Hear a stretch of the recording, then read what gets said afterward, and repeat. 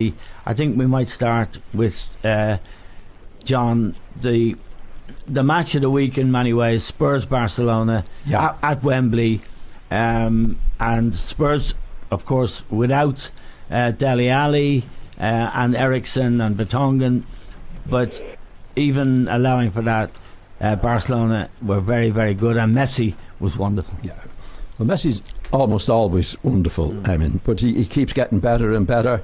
It was a classic display the other night of how a player should play, behave himself, score goals, make goals, no falling around, pretending to be falling. He's just great, and he's as good now as he ever was. Yes. And it's a joy, certainly a joy to watch a player like Messi play. And Barcelona were impressed. I thought they well deserved to win. Spurs made a comeback in the second half. Bit of spirit about them.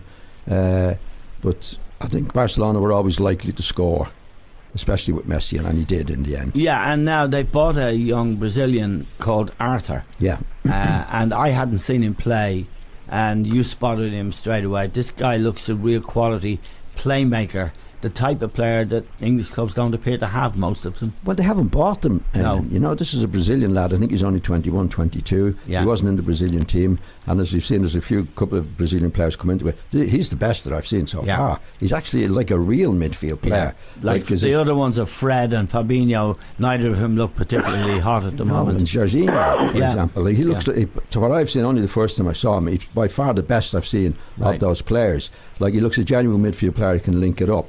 And unfortunately, there's not many of those in the Premier League anyway. And I think I'm getting off the subject a little bit. Looking at the teams over the weekend, Valencia against Manchester United totally outplayed them in the middle of the field. Yeah. And it seems to be the culture abroad, whether it be Italy and that they're dependent on creative midfield players to do it. Whereas in England, we've got Dyer and Wanyama and various other players, the holding midfield players, who are not really contributing in any way. So I think it's no coincidence that when they play these continental teams over the weekend, the English teams didn't come out of it very, very well. No. But I know that's getting off the subject, but Barcelona were very good, and Messi, brilliant as usual.